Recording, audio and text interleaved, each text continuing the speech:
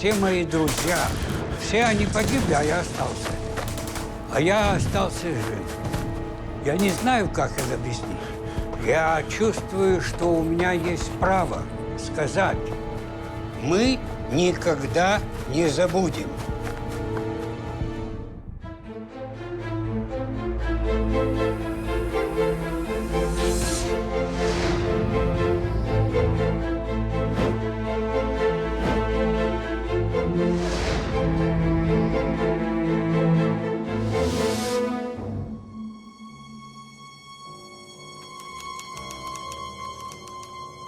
Долгие годы об этой уникальной операции времен Холокоста почти ничего не было известно.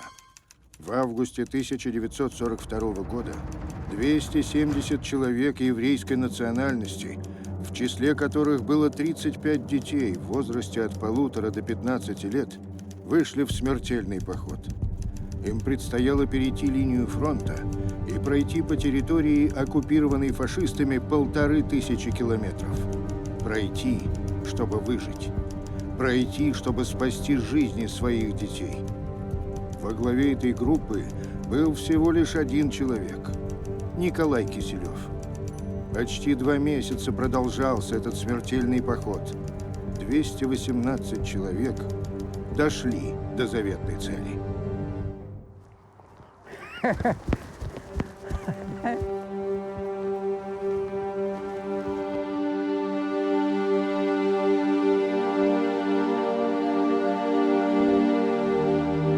Это все происходило в Долгинове в первые недели немецкой оккупации. В 1941 году началась Отечественная война. Сразу же немцы вошли в наше местечко. Колонны немецких частей на велосипедах, на лошадях, с орудиями целыми днями проходили на восток. В марте 1942 года была первая акция. Акция тотального истребления еврейского населения. И это длилось целый день. Расстрелы, убийства. Кто не хотел идти, его стреляли на месте. Шхита это называлось. Шхита – это от слова «резать». Это была особая форма немцев, которые приезжали на массовое уничтожение. Мы сделали такое хранилище, малину. Дно шкафа изнутри приподнималось, и там была яма, и там мы сидели. Заблаговременно мы приготовили двойную стену в подвале. И когда дедушка последний зашел, немцы уже были в доме. Но на наше счастье они искали не там, где мы были. За целый день было ли расстреляно и убиты 1200 человек. И мы целиком остались живых. Нашу малину они не нашли.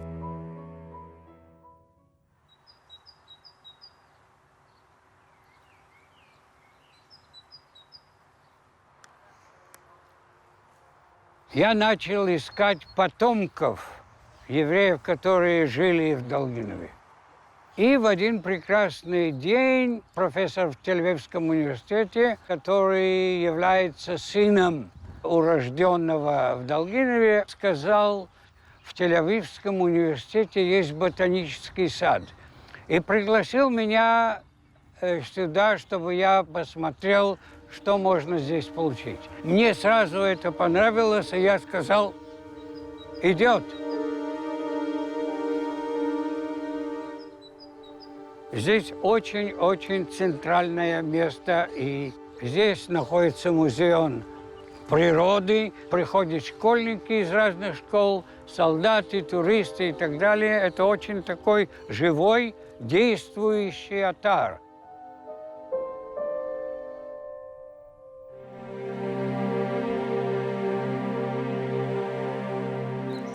жителей, которые остались живых, их согнали в гетто, которое было огорожено большим забором. Нельзя было свободно выйти из гетто, нельзя было зайти в гетто. Евреям не разрешалось идти по тротуарам. Каждый еврей должен был носить сзади и спереди большую звезду, такую, чтобы они его увидели, кто еврей.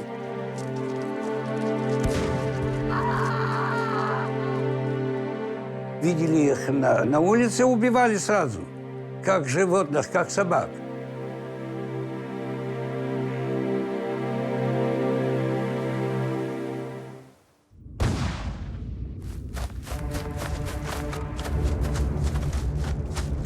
Пришло время второй акции. В апреле приехали снова. Когда начали стрелять, сразу же побежали, мы и спрятались. Снова мы сделали малину в темной комнате.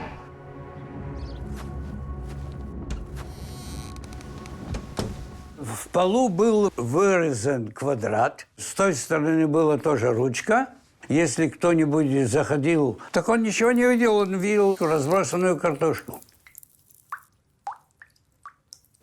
Поскольку это было очень низкое место около речки, и вода просачивалась, так мы сидели 3 дня в воде.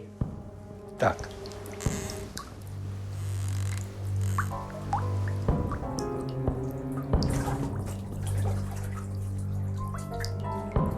Быстренько спрятались. Подвал глубокий такой и лестница.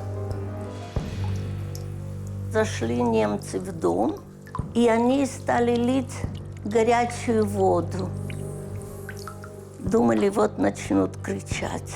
Она на нас не пошла.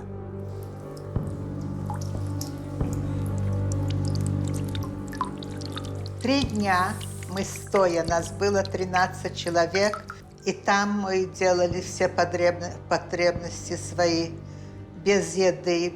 Вода у нас была.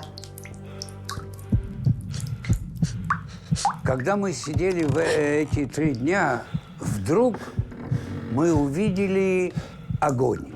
Были дырочки такие, что можно было смотреть. Началась такая паника внутри, что мы горим живем. Но мой отец встал около двери и сказал, что мы сгорим, но мы не выйдем. Оказалось, что они подожгли наш сарай.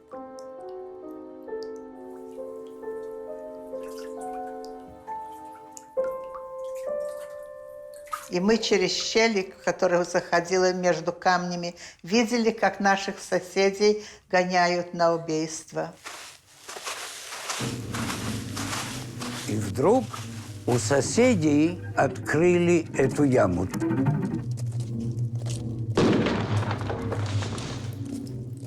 Бросили гранату, плач и крики. Это было ужасно. Это было ужасно, потому что одной девушке сразу ноги отрезало.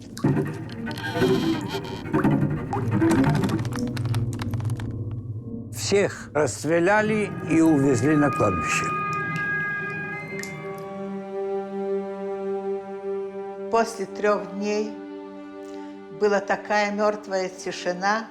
Когда мы вышли из убежища, мы увидели, какое большое несчастье посетило наше местечко, в том числе мою двоюродную сестричку годы 10 месяцев, которую ее тоже убили немцы вместе с бабушкой. И они окаменели вместе в обнимку, она и бабушка. Когда мы вышли, очищали трупов. Чудовищное зрелище. Мне не давали это видеть.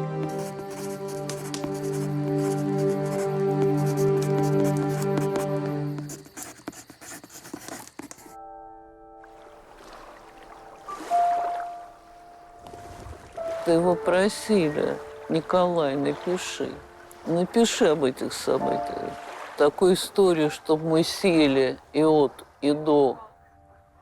Отец рассказал во всей полноте истории, конечно, таких не было, но постепенно она складывалась в голове. А того, что появлялись какие-то люди, приходили письма.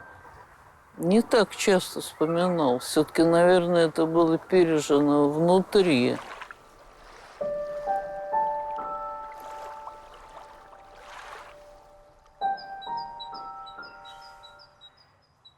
Это не просто камень, это напоминание о Холокосте. Посвящено памяти целой еврейской общины в Долгинове.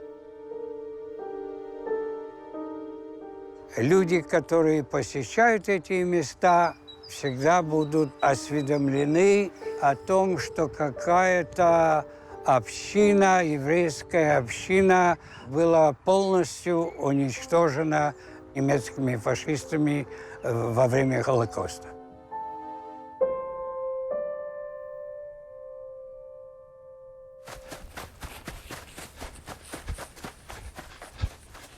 В мае было 3 акт. Вышли, заходили в другие дома и сталкивались с трупами. И все поняли, что все, нельзя оставаться, нам конец. Мы вышли ночью, было очень темно, это я помню, решились. Полицейские открыли огонь, стреляли, поняли, что это конец. И выбили несколько досок из забора, вышли, перешли речку и пошли в лес.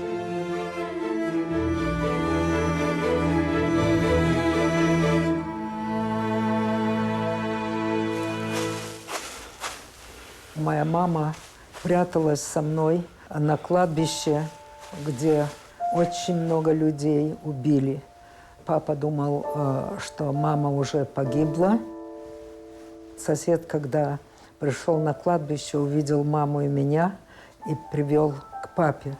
Оттуда он ночью перевез через какие-то болота, через воду. И мы очутились в лесу. Так мы дошли до этого леса, и там начали собираться другие. В лесу мы блуждали, не зная, куда идти. Мы скрывались просто. Мы думали, что мы единственные евреи остались. В конце концов, собралось 10, может быть, 12 человек. После нескольких дней мы встретили несколько партизан. И эти партизаны сообщили Тимчуку, который был комиссаром этого партизанского отряда «Мститель». Он сразу распорядился, чтобы нам оказывали всяческую помощь, и он организовал снабжение. Мы целое лето были под опекой этого партизанского отряда «Мстителя». Приближалась зима, и начальник отряда обратился в Москву. Была у них связь с Москвой. Что делать с несчастными детьми и стариками? Из Москвы поступил приказ начать поход, попытаться пройти всю оккупированную территорию немцами и перейти линию фронта на Большую Землю. Все молодые, которые могли держать оружие, пошли в партизаны. А старики и дети, мы были для них обузой. Нас обнаружить было легче, дети плачут, когда они голодные. Стал вопрос, кто будет во главе этого похода. Но никто не осмелился взять на себя эту роль, эту обузу, и Киселев добровольно взял на себя эту непростую обязанность начать поход.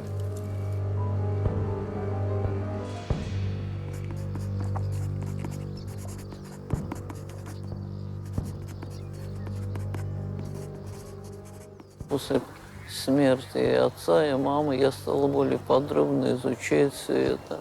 С появлением свидетелей, участников похода. Конечно, картинка стала уже во всей полноте, эта история.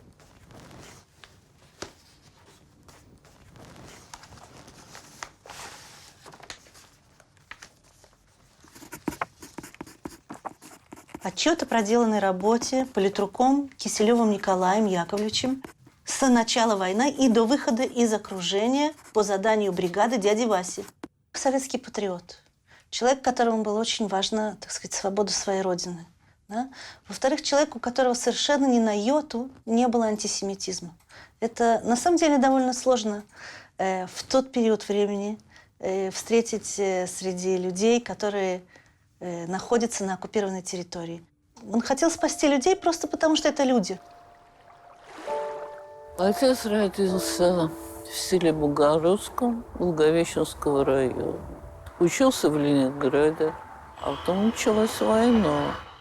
И он добровольцем ушел. Был ранен, неоднократно контужен. И вот попал в плен. Бежал. И так он оказался в Белоруссии.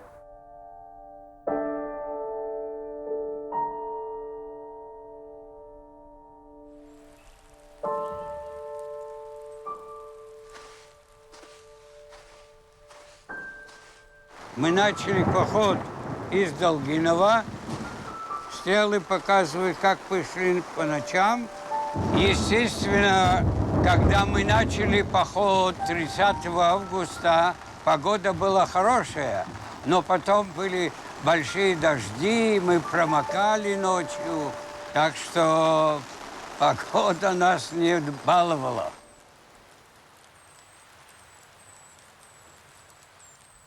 Не так просто было пройти эти 1500 километров.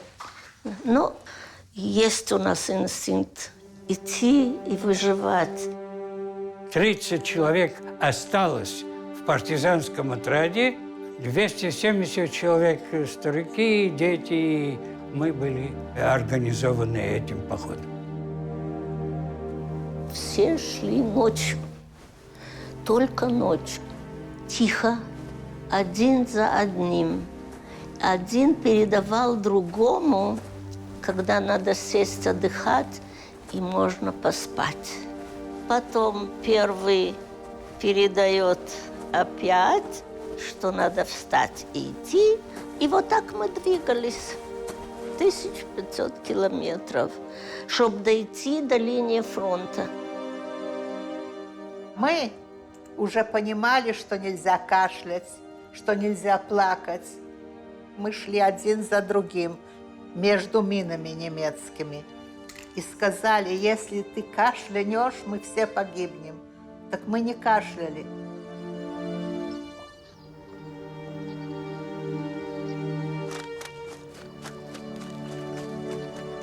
Не было хорошей теплой одежды, не было обуви. Кто как. Было время, когда мы вообще не имели никакой пищи и не было воды.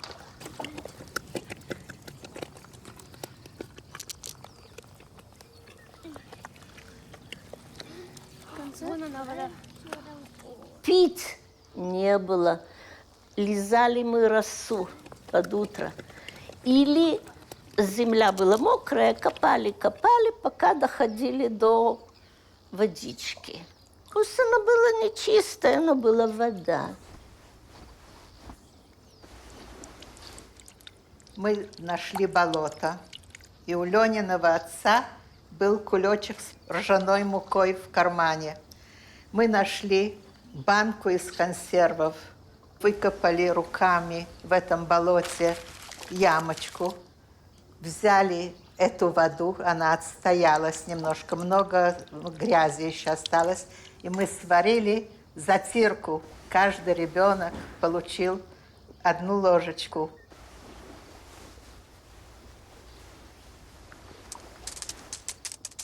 Это был деликатес.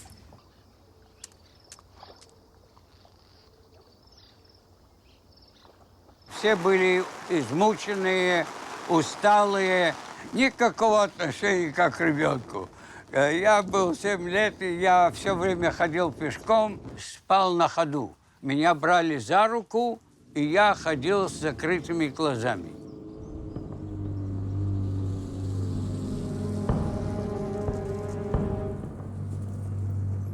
после такого большого похода сказали присесть, отдохнуть немного. Мы шли 42 километра, были очень усталые, и мы сели. Как сказали, можно сесть. Кто где стоял, кто с кем шел, там и садился. Все было тихо.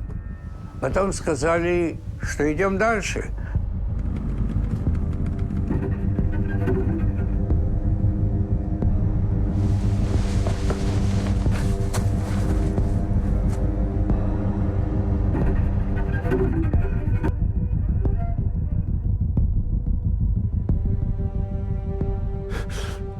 И вдруг открылась стрельба со всех сторон.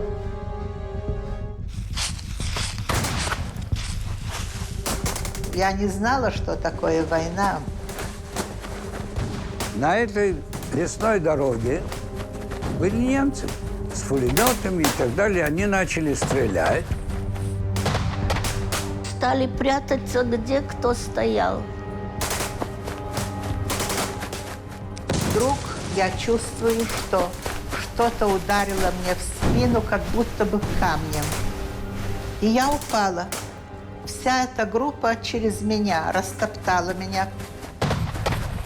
Кто обо мне думал? Своих детей бросали в лесу, чтобы спастись. Человек как зверь, когда ему угрожает смерть.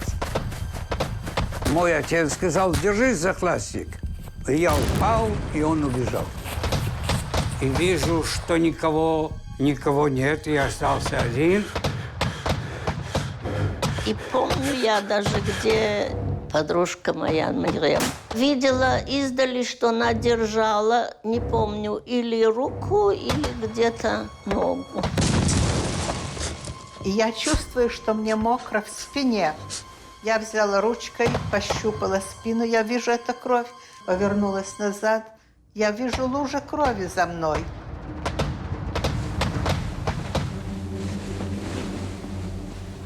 Я встала во весь рост мой. И я думаю, что мне делать? Я вижу, пули летят, и я вижу немцев. Я думаю, все люди бегут в это направление.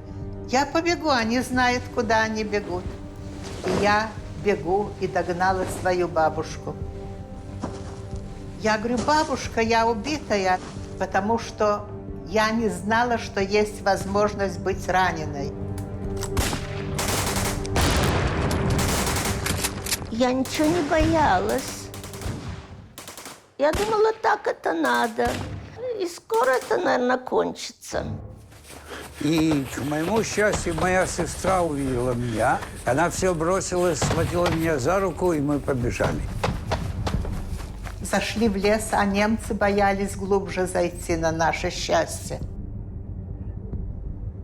Киселев назначил, что если будут на нас какие-нибудь атаки немцев, все будут собираться в определенном месте. И только после 3 дней нам удалось соединиться в этом месте, где он определил.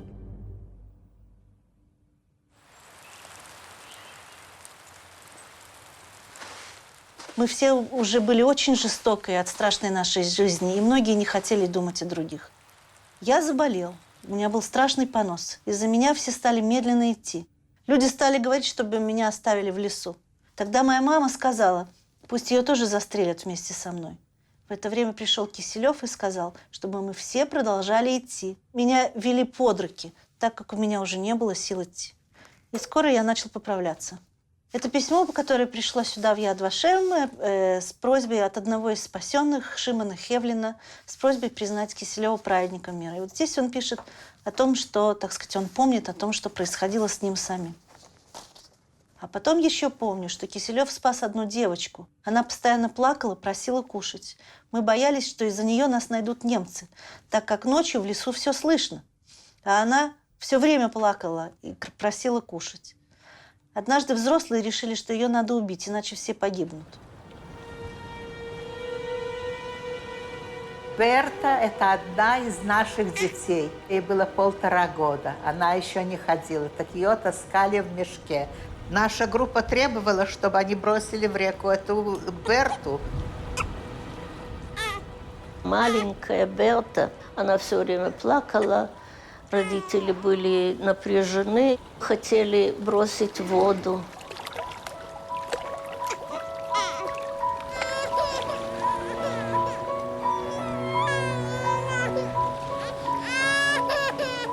За этой Берточки, что всегда плачет, нас всех убьют. Немцы услышат, потому что в лесу эхо. Николай Киселев сказал, что он это никогда не сделает, что будет со всеми, будет с ней тоже. Киселев взял Берту и успокоил ее.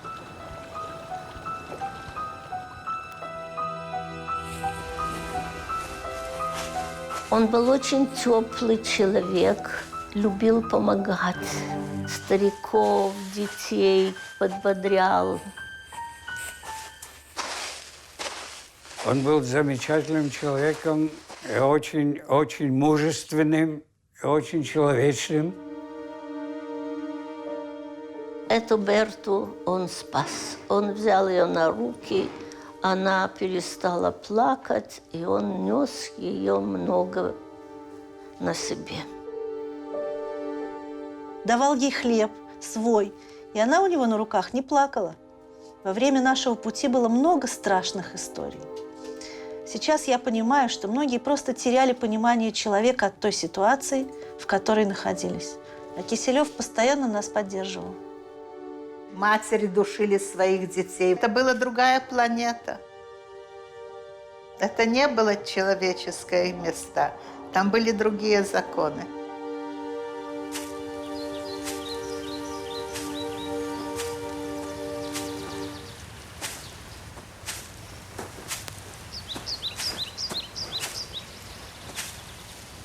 Все шли и шли, и надеялись, что, может быть, спасемся. Но надежды большой не было. Знала, что это было далеко, нелегко. Была сила какая-то, двигала, чтобы остаться в живых. Мои братья и сестра рассказывали, что ночью, когда мы ходили, меня брали за руку, и когда у меня спрашивали, что бы я хотел, так я всегда отвечал: я хочу жить. Моя спина гноится, и у меня прилипает к платью эта рана, и потом отрывается, и снова кровится. אני ידעתי שלאמא שלי מאוד קשה לסחוב אותי, אז היו רגעים שאני ביקשתי ממנו שתזרוק אותי, שתעזוב אותי. Я помню, что командир Киселев, когда мы шли ночью, он взял меня на руки и таскал. По дороге нас еще несколько раз обстреляли. Каждый раз погибали люди, но мы имели счастье и остались. И так мы перешли линию фронта.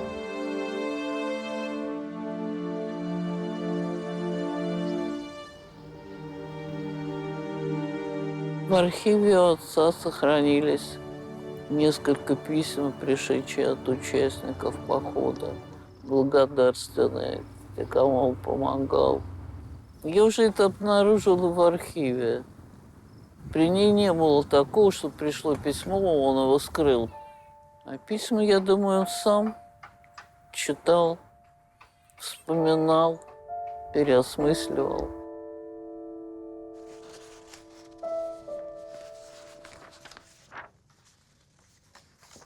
Перед нами документы, которые относятся к истории подвига Николая Киселева.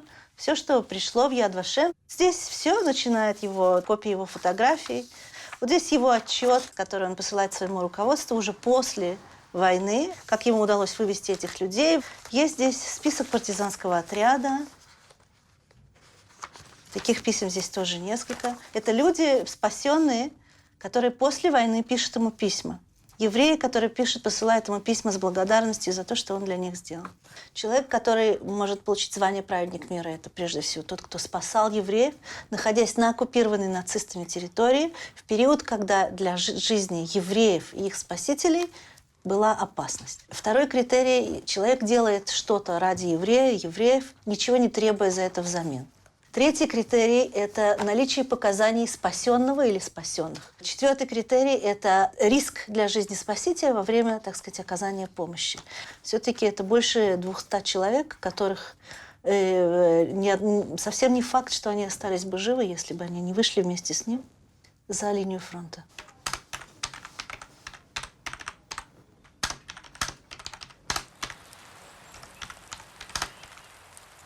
Наш поход длился почти 3 месяца.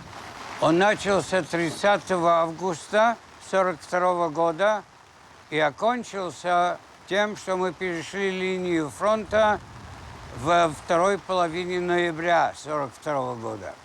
Мы дошли до Великих Луг, и потом Балагоя, Торопец и дальше. Прошли за 3 месяца 1500 километров.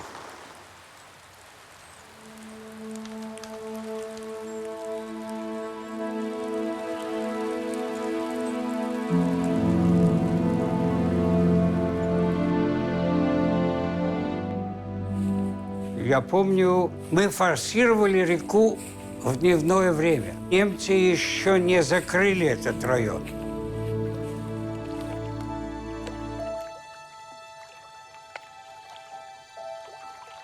И там мы уже чувствуем себя прекрасно, мы уже спасены.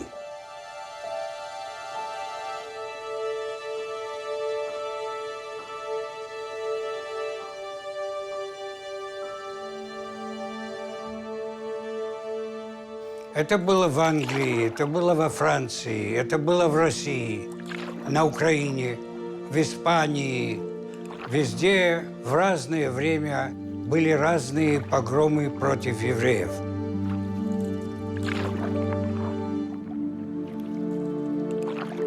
Впервые в истории была политика уничтожения евреев как народа. Не могу понять такого небывалого в истории исключительного поведения немецкой нации, которая считалась до Второй мировой войны одной из самых культурных народов и стран в Европе, что они могли позволить осуществление гитлеровской нацистской политики.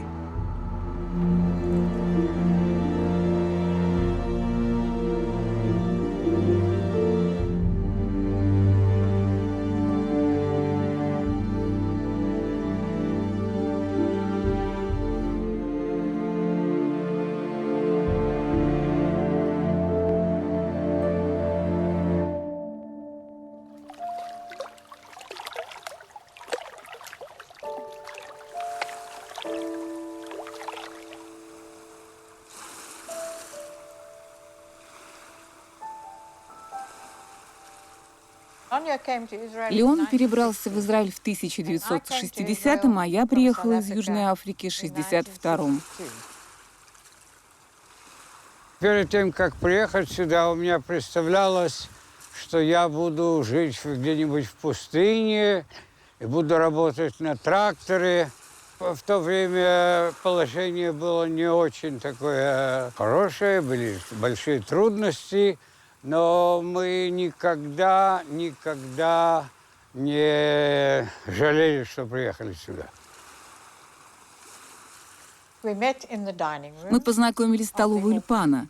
Так называется школа, где изучают иврит. Затем мы пошли на пляж, и Леон сказал мне, что хочет выучить английский. И мы договорились посмотреть кино на английском.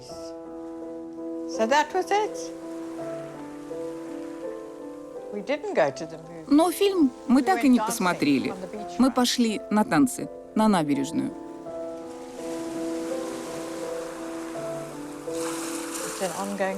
Это ошеломляющая история, которая не перестает меня удивлять. Все эти годы я принимала участие во всех проектах Леона.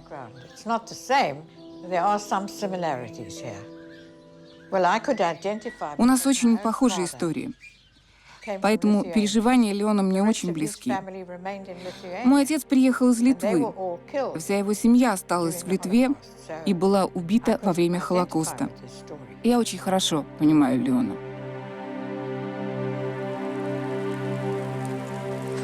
Когда мы зашли на русскую территорию, никто нам не сказал, куда идти. Дедушка сказал, пойдемте к поезду. Мы дошли до железной дороги. Этой железной дорогой мы поехали в Среднюю Азию. А были посажены в товарные вагоны поезда и уехали вглубь России.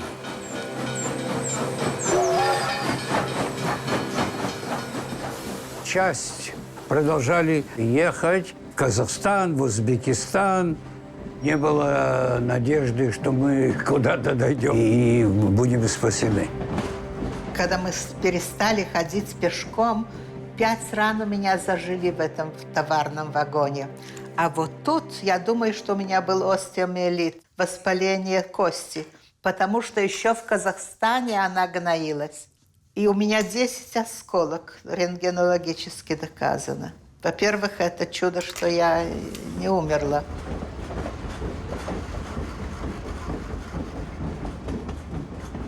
Много дней мы ехали, иногда стояли на стоянках. Мы приехали в Оренбург, из Оренбурга мы приехали в Сорочинск. В один прекрасный день мы едем в Ташлу. Дали какую-то квартиру, и мы там жили.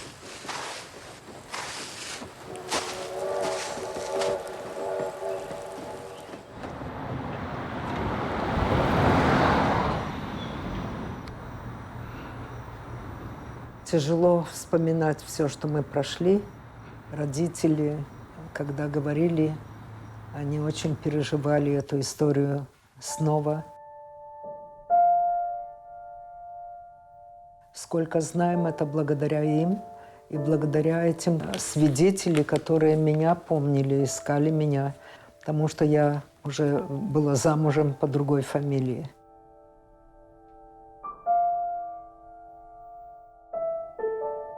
Меня зовут Берта Кремер-Карасек. Благодаря Киселеву я живу. Люди в то время озверели. Каждый думал, как выжить, как перейти это все, как прожить это все. Делаются люди более эгоистичны, но это надо понять, чтобы обвинять их. Я не обвиняю.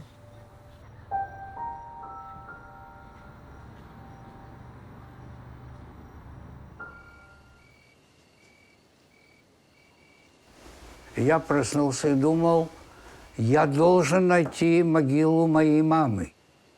Я как-то не спрашивал, где находится гроб мамы.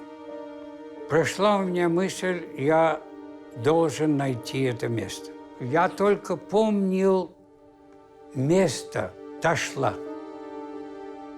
Моя мама заразилась брюшным тифом и умерла там в 1943 году.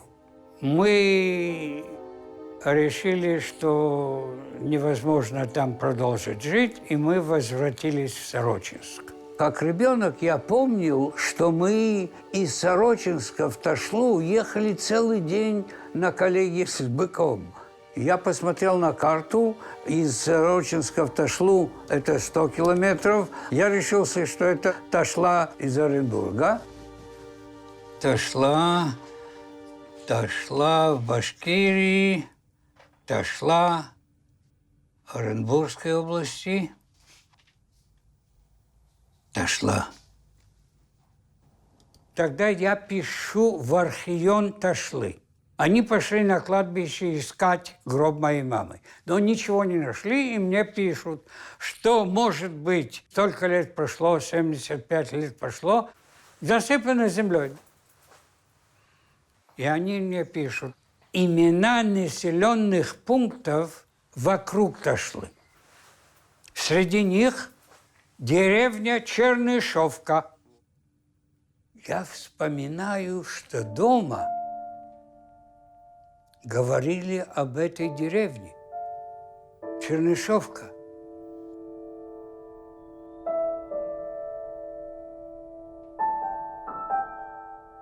И я пишу обратно. Это, мне кажется, место, где мы жили и где похоронена моя мама. Они пошли из Ташлы 11 километров в Чернышовку, и мне отвечают: Леон, мы нашли гроб твоей мамы.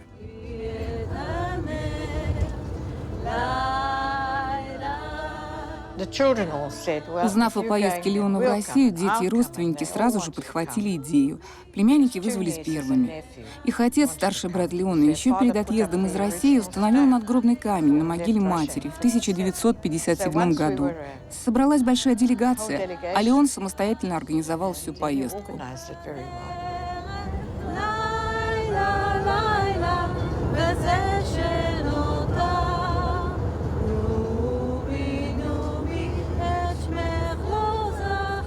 С вами я переписывался часто. Спасибо большое, что вы нас встретили.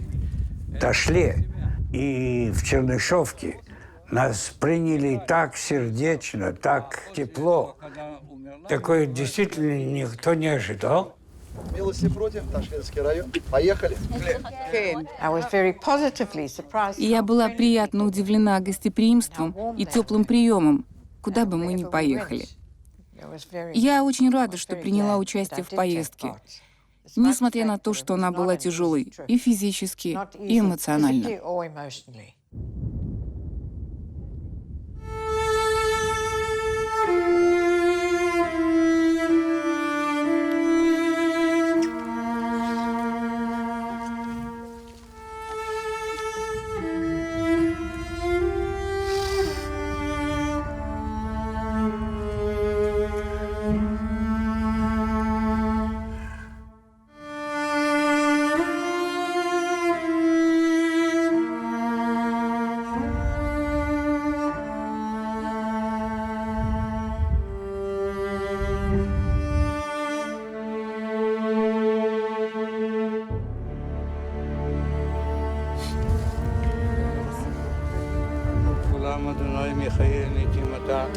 רב להושיע, מקלקל חיים בחסד, מחיה מתים ברחמים רבים, סומך נופלים, ורופא חולים, ומתיר אסורים, ומקיים אמונתו לישני עפר. מי כמוך בעל גבורות, ומי דומה לך, מלך ומיתו. Дети почтили память матери, а Леон провел религиозную церемонию. Во всем этом принимали участие и местные жители. Это было очень трогательно. Эта поездка действительно стала главной в жизни. Я все время мечтал об этом, чтобы приехать сюда и найти ее могилу. И с помощью многих людей из этого района мне посчастливилось найти это место, и мы поставили этот памятник. Я хотел, чтобы здесь каждый человек, который проходит, смог бы прочитать это и увидеть, какая моя мама была.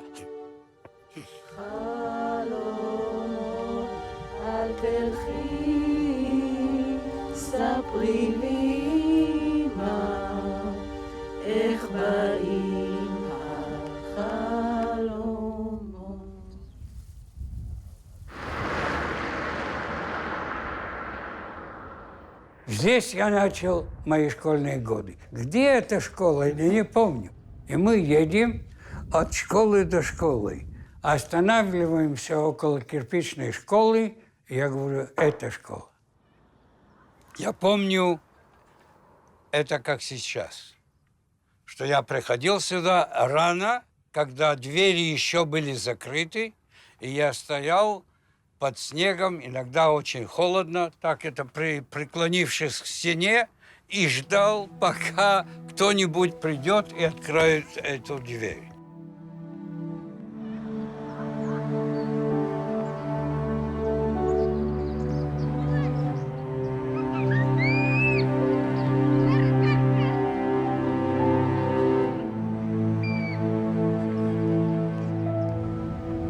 Стоп. Это место. Удивительно, удивительно, как это я вспоминаю. Я вспоминаю. Это дом. Это дом. И здесь жил мой отец, я, мой брат и моя сестра. Приехали снова в Сорочинск и жили здесь, около железной дороги. Это запомнилось мне.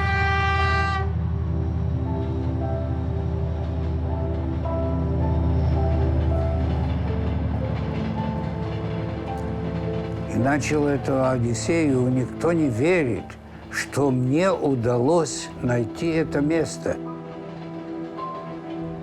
Я осуществил мечту.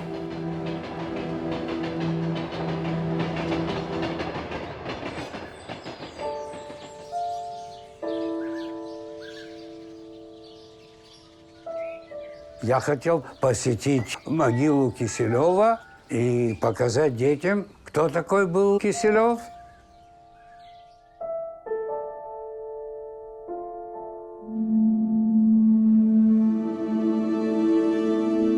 И встретили дочку Киселева, самый близкий человек Киселеву, и самый близкий человек, которому мы можем отдавать эту дань Киселеву. Мы остались в живых благодаря этому человеку. Наша благодарность всегда остается с нами.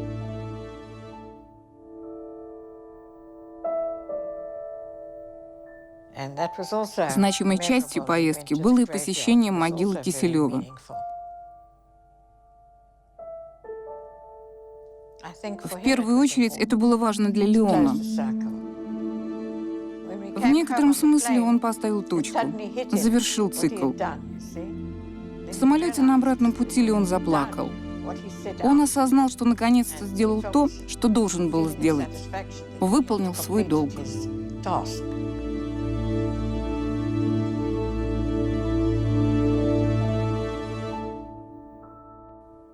В Беларуси, в местечке Плещеница, где он был в подполье, в музее установлен стенд. Музей Холокоста в Минске. Улочка небольшая в Беларуси названа его именем. В Башкирии школа названа в его селе. Благовещенский памятник. В Москве вот сквер. Гордость отца. А человек жив, пока память о нем жива. Было в газете в Нью-Йорке. Вывел из спас 218 человек. И вот тут же фактически его арестовали. Кто попадает в плен, знаете. И вот эти, которые остались в живых, они побежали, говорят, кого вы посадили? Человек спас столько людей. Я очень благодарна, конечно, Израилю и людям, которые остались в живых, что они его наградили посмертно. Он очень достоин этого звания праведника мира. Он же мог умереть вместе с нами, но он, как говорится, не считался с этим и провел нас через линию фронта, оккупированную полностью, оккупированную немцами. Наш поход Киселева, был единственным в Отечественной войне, что такая большая группа людей успешно пересекли линию фронта.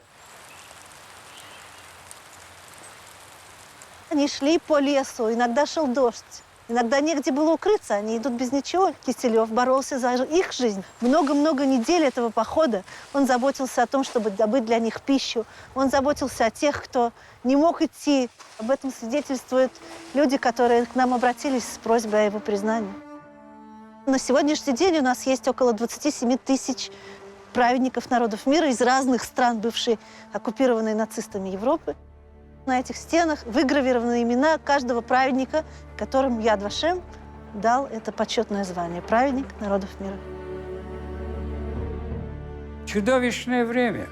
Ввести 270 человек с детьми и стариками на оккупированной территории, что в каждый момент мы могли быть уничтожены. И он тоже был бы уничтожен. Очень редко люди могли пойти на такой подвиг.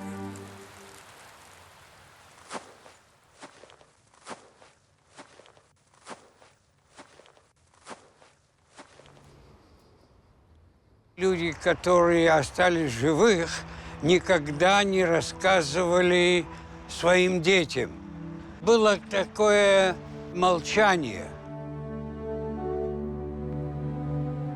Но здесь начинаешь понимать этот огромный масштаб холокостской трагедии.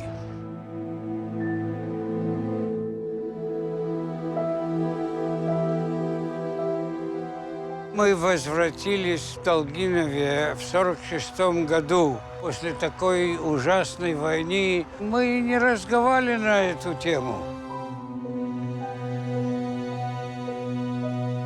Вечная память евреям местечко Долгиново в Белоруссии.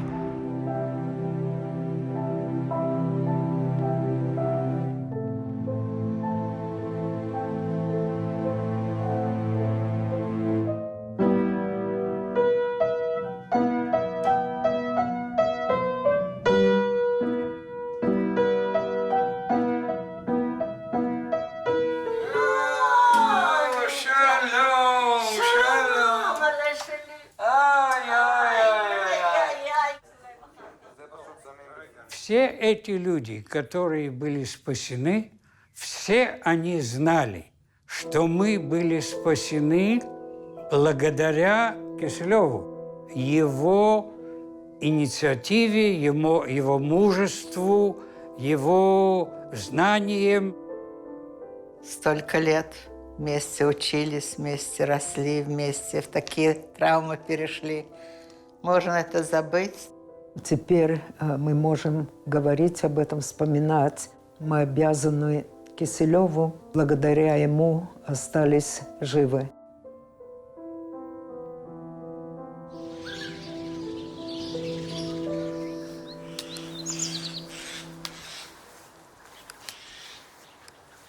Наследники этих людей, которые спаслись, 218 человек, живут преимущественно в Израиле, часть в Соединенных Штатах, есть в Англии, в Южной Америке, в Аргентине. Говорят, что больше 1000 человек. Большую часть жизни мы провели в Израиле. Мы любим Израиль. Сейчас у нас 3 дочери и 1 сын, и 7 внуков.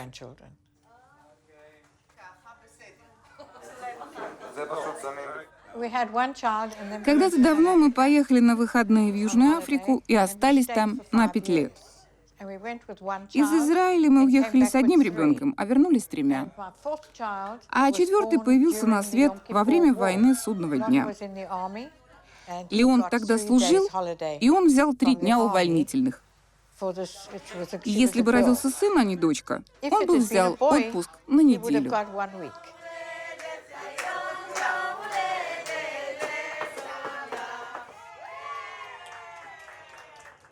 Я уже нахожусь одним из последних, которые участвовали в походе Киселева. Нет уже никого, кто бы этим занимался и чтобы ему это было дорого. Я обязан это делать для того, чтобы новые поколения, мои дети, внуки, новое поколение в Израиле, когда они здесь проходят, они будут видеть, что случилось с их предками, как все были зверски убиты только за то, что они были евреями.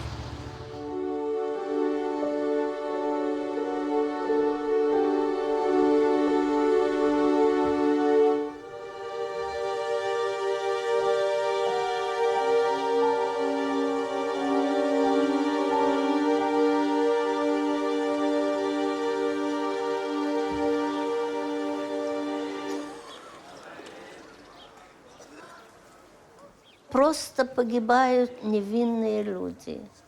Отделяют, это такая национальность, это такая национальность. Зачем?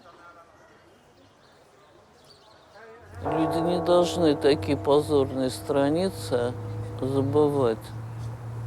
А все люди доброй воли, объединившись, должны сказать «нет никогда». Нельзя сказать, что такого никогда не случится. Все может случиться. Мы никогда не забудем, мы всегда это будем помнить. Я могу это сказать, потому что я с детства это прожил. Мир должен понять, к чему приводит ненависть и расизм. Человечество должно научиться отличать добро от зла и уметь постоять за добро.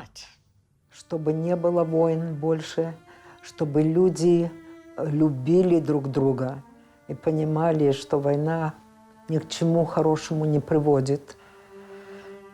Это страшная история. Когда я впервые была у Свена Плача, написала записку, чтобы мои дети не знали войн. Сейчас, когда я была недавно, я написала, чтобы мои внуки не знали войн. Дай Бог, чтобы это осуществилось.